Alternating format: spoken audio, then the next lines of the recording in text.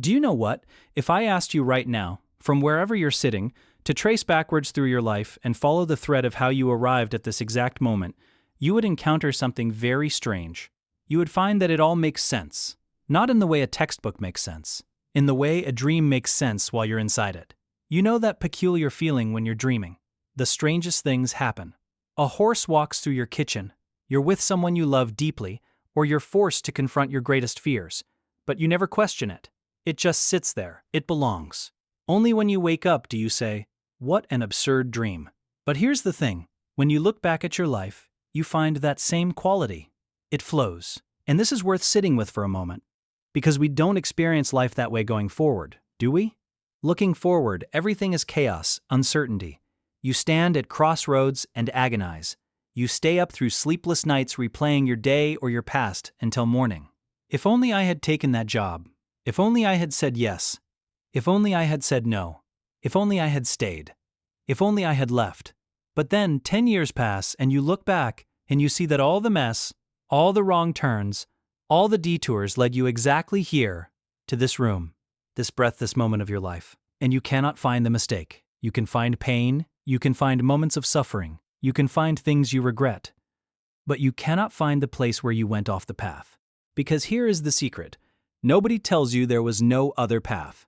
This sounds like fatalism, doesn't it? It sounds like I'm saying you're a puppet, that none of your choices matter, that everything is predetermined, and that's a rather gloomy way of looking at things. But that's not what I'm saying at all. What I'm pointing to is something much more interesting, much more slippery, and if you can feel it, not think it, but feel it, something inside you will relax in a way it hasn't relaxed in years. You see, we walk around carrying a constant anxiety that we might miss our life. That's the real fear, isn't it? Not just that things will be difficult, but that we'll take the wrong road and end up at the wrong destination. That there was a correct life, the life we were supposed to live, and we somehow wandered away from it. And unfortunately, we carry this like a weight. You're carrying it now, perhaps in some form, the sense that you should be further along, that you made mistakes that cost you dearly, that the real life, the right life, is happening somewhere else with some other version of you who made better choices. But I want you to consider something. What if the feeling of being lost was the path itself? What if the confusion wasn't a deviation from your journey, but the actual texture of the journey? Because I've noticed something about rivers. I love rivers deeply. They understand something we don't. A river never asks, "Am I going the right way?" It doesn't stop and worry. It doesn't look at the rocks in its path and say, "Oh no, I'm blocked. I made a mistake. I should have been more like that other river over there." It simply moves. When it meets an obstacle, it goes around it, under it, or if necessary waits 1,000 years and goes through it. And the miraculous thing is this. It always reaches the sea. Not despite the obstacles, not despite the winding and the turning and those temporary pools where it seems to stop entirely, but because of them. The winding is how rivers move, and so are you. You are a winding thing, and you were never supposed to be. Culture tells you, go directly from point A to point B. Be efficient. Don't waste time. Know where you're going and march there like a soldier. But that's not how life moves. That's not how you move. You move like water, like music, like a conversation that changes direction 17 times and somehow ends up exactly where it needed to go. Let me tell you something that happened to me once. Years ago, I was hiking in the mountains. I had a very good map and had planned my route very carefully the night before, as sensible people do. I would go up this trail, across this ridge, down to that lake, and arrive at a certain mountain hut by evening. Very orderly, very responsible. But in the morning, there was fog. Thick, white fog that swallowed everything. And I took a wrong turn almost immediately. It took me an hour to realize it. When the fog lifted, I was nowhere on my map.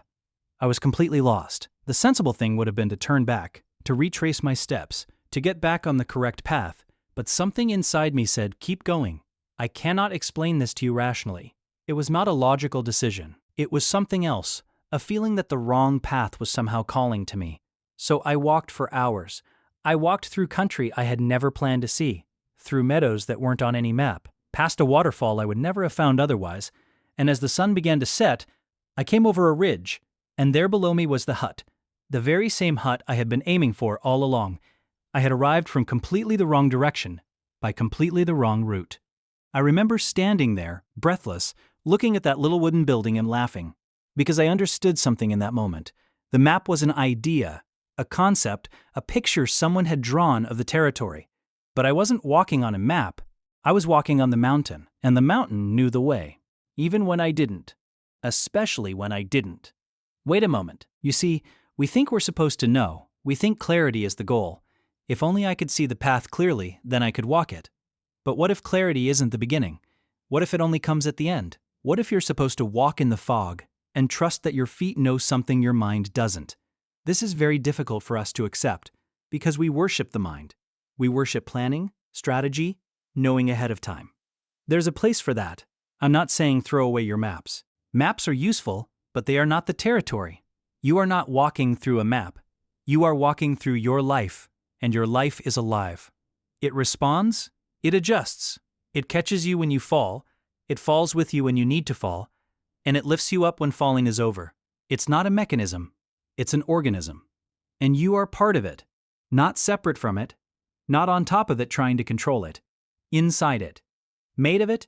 So when you look back at your life and see all those moments when you thought you were lost, you might begin to wonder whether lost was ever the right word. Because a seed underground doesn't know it's becoming a tree. It experiences only darkness, pressure, the terrible weight of the soil above. If the seed could think, it would think it was dying.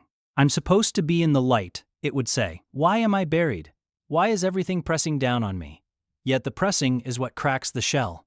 The darkness is where the roots reach down. The burial is the beginning of rising. You have been buried many times in your life. You know exactly what I mean. Those periods when everything went dark, when you couldn't see your hand in front of your face, metaphorically speaking, when you genuinely thought, this is the end of something essential inside me. And you were right. It was an end. Just the end of the shell, the end of the casing you had outgrown, the end of who you were, so that who you are could emerge. There's a word we use incorrectly. Destiny.